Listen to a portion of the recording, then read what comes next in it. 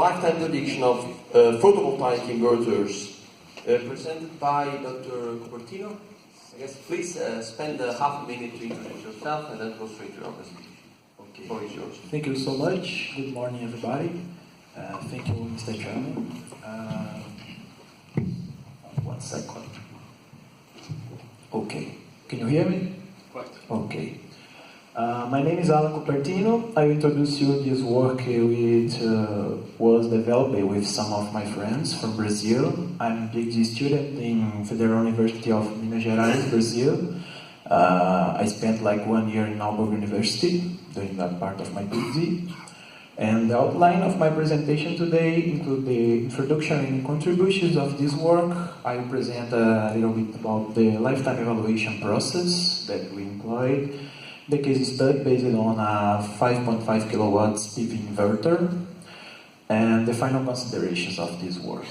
So, as introduced in the first presentation of this section, the industry of photovoltaic inverters and photovoltaic systems now, we can observe a reduction in the costs of the photovoltaic panels, and the costs associated to the failures in the PV inverters are becoming very important. Okay, thank you. And because of this, this is an important driver of the studies about like reliability in PV inverters. And the semiconductor devices and capacitors are important components that represent a big percentage of these failures. And because of this, the design for reliability is becoming like a trend, include reliability as a figure of merit when you are designing the converter. And basically, these approaches are using a 1 year or mission profile. It's an interesting mission profile for photovoltaic systems. And basically, we have the specifications of our system, and the component selection now is based on a reliability target. And based on this, we can have like more profits, reliability, and try to reduce the costs of our energy. The point that we would like to evaluate in this work is 1 year of our emission profile radiance and temperature is not the same from 1 year to the other. And we would like to evaluate what's the effect when we apply, for example, a emission profile with a different length in terms of number of years. In this analysis here, we will try to include both DC-DC and DC-AC stages of our inverter. So we will consider a double-stage, single-phase PV inverter. We will evaluate this using a emission profile of 5 years that we had from Canary Islands. And we will evaluate for different lengths, for example, 1 year, 2 years, and until 5 years. Another approach that is used in literature to evaluate the potential of the generated energy is to compute the typical average year, so emission profile. That I will talk more in the next slides, and we would like to evaluate also the emission profile using this typical average year and evaluate what's the difference in the estimated lifetime of our inverter. So here we have the PV inverter topology evaluated in this work. So we have a single-phase double-stage PV inverter. Here we have a DC-DC converter and the DC-AC stage based on a full bridge converter. It's a 5.5 kVA case study. The DC link here is 400 volts. And basically we include in our lifetime evaluation the semiconductor device and also the capacitors.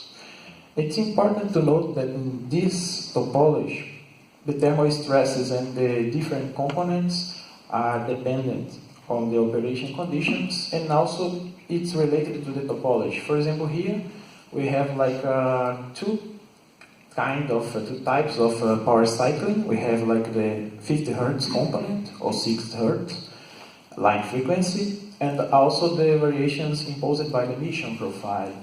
When we look to the DC-DC converter, the variations associated to the emission profile are observed only.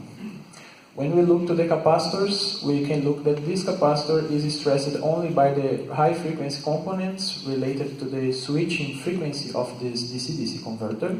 And in this DC link capacitor is stressed by the switching frequency of both converters and also due to the second harmonic component, due to the single phase connection of this inverter.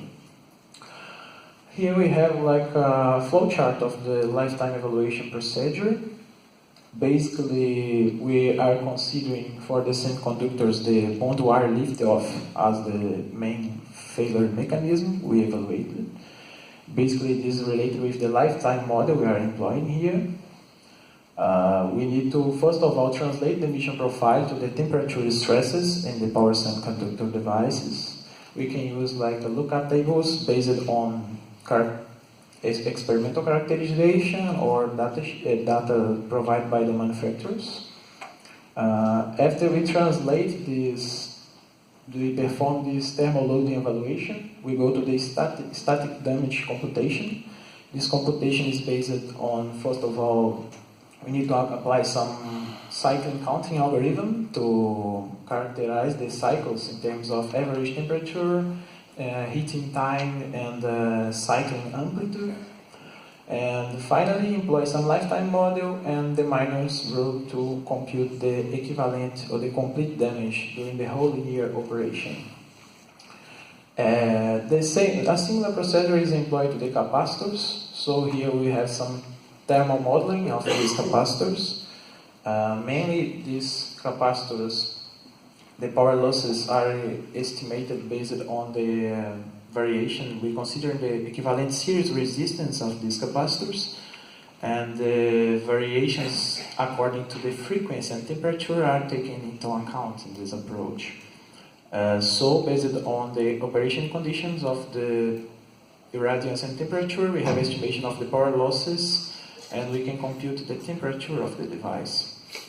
The lifetime models provided for capacitors are also voltage dependent, and in our topology we can see that we have different operation characteristics of these capacitors, because the DC link capacitor operates more or less with the same voltage during the whole year. We try to control this voltage for a constant value, but the voltage in this input capacitor is dependent on the operation conditions. It depends on the maximum power point voltage of the solar array. So we consider this variation in the input voltage to compute the damage.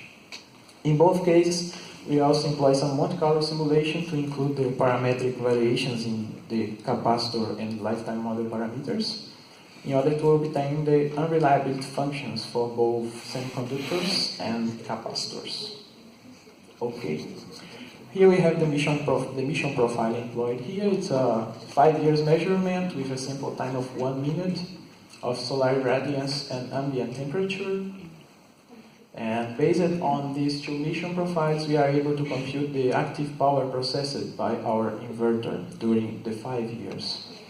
The idea here is to compare the lifetime evaluations during different lengths of the emission profile, different number of years. And we consider also the typical average year emission profile. This emission profile is based on average of, for example, if you like the average value for June 1st, we take the values of the emission profile for this date in each year and compute a 1 year emission profile, average one. It's very used to compute, for example, the energy potential. So we here would like to evaluate what's the effect if we employ this emission profile to compute lifetime.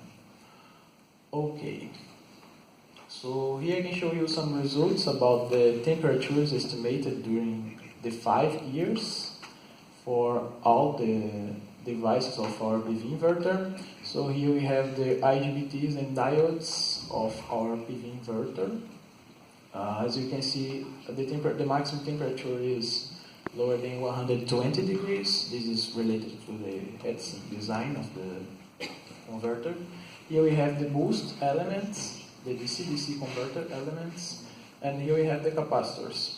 As you can see, the inverter capacitor is more stressed because we have this capacitor is stressed by the switching frequency of both converters and also the 100 Hz component. Here we have the results for the static damage. As you can see, the DC link capacitor and the IGBT of the DC-AC stage in this case study was like the most stressed device. And using these static values, we performed the Monte Carlo simulation with 10,000 samples in order to obtain the unreliability function of our components and inverter. So here I show you the unreliability functions for the 4 IGBTs. So we combine them using a system level approach and the capacitor of the DC link capacitor. And here we have the system level unreliability function for both 5-year emission profile and using the typical average year. As we can observe here, there is an important effect in the estimated system level lifetime, because this typical average year, since we are averaging the emission profile, we are reducing like the maximum and minimum variations in our emission profile. It's kind of a filtering effect in our emission profile. And the semiconductors are more sensitive to the temperature variations. So as you can see, the unreliability curve, the blue one, changes a lot the unreliability in time, and the capacitors are less sensitive because the stress in the capacitors are more related to the average temperature, not cycling. When you look to the different years, different lengths in our emission profile, the sensitivity is reduced, since both emission profiles considering this variation. So this is the effect of 1 year to 5 years. I can show these results for the B10 lifetime in this last result. And here we can see that the estimation for the capacitors, the variation is not so significant, but when you look to the semiconductor device, there is a big difference when you consider the typical average year and the 5 years emission profile. When you look now for the difference from 1 year emission profile and 5 years emission profile, we have a difference of 6.5% in this case study. So this difference is small compared to using the typical average year. And it's important to note that if you are using a reduced length of emission profile, the complexity, the computing time of our lifetime evaluation procedure is reduced. So, as we can conclude here, this averaging process attenuates our emission profile, these maximum and minimum variations in our emission profile, and this generates an important effect in the semiconductor lifetime evaluation process. Is dependent on the power cycling, the thermal amplitude of the cycles.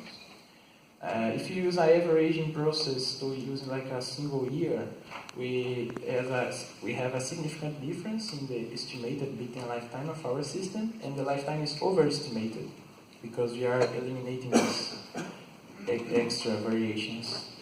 And this 1 year real measurement emission profile is more interesting because we have these variations, and the impact in the final results here is reduced. So here I finish my presentation. I'd like to thank you, and if you'd like to do some questions.